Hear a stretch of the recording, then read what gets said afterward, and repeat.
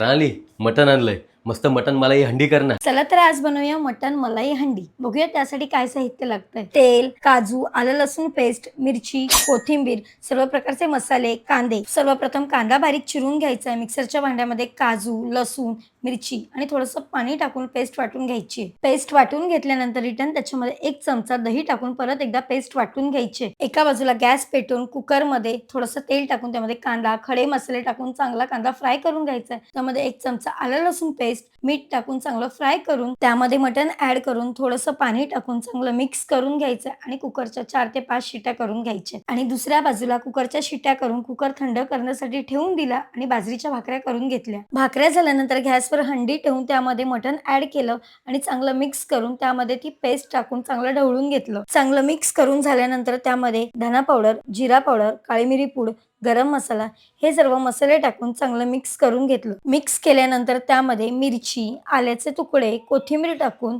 झाकण मारून 5 मिनिटं शिजण्यासाठी ठेवून दिलं. खूप सोपी रेसिपी आहे आणि टेस्टी सुद्धा. तुम्ही सुद्धा नक्की ट्राय करा आणि व्हिडिओ आवडल्यास नक्की लाईक आणि शेअर करा. थँक्यू.